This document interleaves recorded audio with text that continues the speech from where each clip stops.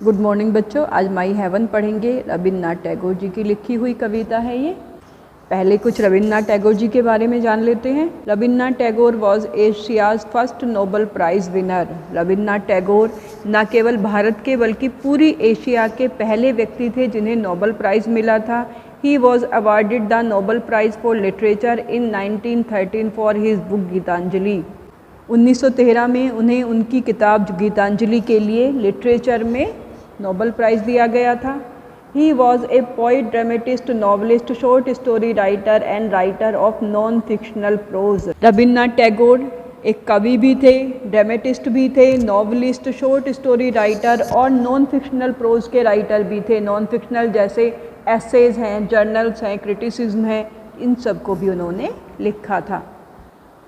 In addition, he expressed himself as musician, painter, actor, producer, director, educator, patriot and social reformer.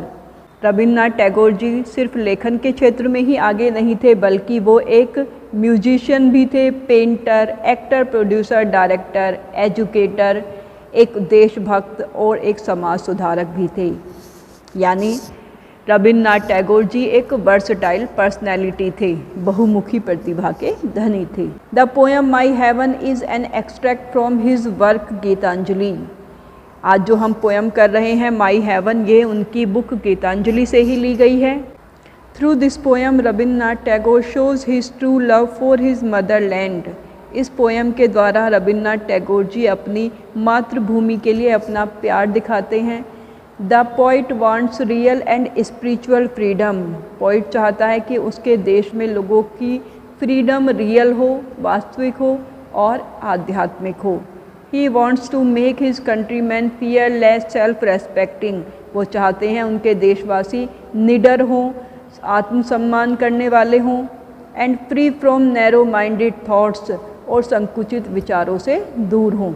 He wants his countrymen always seek to perfection when his country will be like heaven. वो चाहते हैं कि उनके देशवासी हमेशा perfection की कोशिश करें, यानी कि अपने काम में परफेक्ट होने की कोशिश करें, तब उनका देश स्वर्ग के जैसा हो जाएगा। पोएम शुरू करते हैं। Where the mind is without fear। Rabindranath Tagore ji अपनी पोएम शुरू करते हैं कि उनका देश ऐसा होना चाहिए जहाँ पर लोग बिना किसी डर के रहें, यानी फियरलेस हो, उन्हें किसी से डरने की आवश्यकता ना पड़े। And the head is held high, और सब अपना सर ऊंचा उठाकर चलें, यानी सब आत्मसम्मान के साथ रहें, कोई किसी को नीचा ना समझे, कोई अपने आप को छोटा ना समझे, बल्कि सब समानता के आधार पर और सब बिना किसी डर के और आत्मसम्मान के साथ रहें। ऐसे देश की वो कल्पना कर रहे हैं। Where knowledge is free. वो चाहते हैं कि उनके देश में नॉलेज यानी ज्ञान, शिक्षा फ्री होना चाहिए। कहीं पर कोई बंधन नहीं होना चाहिए कि ये लोग पढ़ नहीं सकते। जो भी ज्ञान प्राप्त करना चाहता है उसे आज़ादी होनी चाहिए, वो कभी भी कहीं भी ज्ञान प्राप्त कर सकता है। Where the world has not been broken up into fragments by narrow domestic walls। वो चाहते हैं कि ये दुनिया यानी उनका देश छोटे छोटे फ्रैगमेंट्स का मतलब होता है टुकड़े। वो नहीं चाहते कि उनका देश छोटे छोटे टुकड़ों में ब्रोकन अप हो, यानी छोटे छोटे टुकड़ों में बटा हुआ हो, बाय नैरो डोमेस्टिक वॉल्स। और ये छोटे छोटे टुकड़े कौन करते हैं? जो छोटी छोटी डोमेस्टिक वॉल्स हैं, जो छोटी छोटी घरेलू दीवारें हैं, जैसे जाति, धर्म, समुदाय और इस तरह की जो दूसरी छोटी छोटी दीवारें हैं, वो उनके देश को छोटे छोटे टुकड़ों में ना बांटें। Where words come out from the depth of truth. जहाँ पर शब्द जो भी मुंह से बाहर निकले, यानी जो भी शब्द बोले जाएं, वो डेप्थ ऑफ ट्रुथ से आने चाहिए, यानी वो सब सच्चे होने चाहिए। उसका मतलब वो चाहते हैं कि उनके देशवासी कभी भी झूठ ना बोलें, जो भी कहें उसे सच्चाई के साथ कहें। Where tireless striving stretches its arms towards perfection. जहाँ पर टायरलेस का मतलब होता है बिना थके हुए, स्ट्राइविंग स्ट्रगल संघर्ष, stretches its arms towards perfection, यानी लोग बिना थके हुए तब तक संघर्ष करते रहें जब तक उनका काम परफेक्ट ना हो जाए।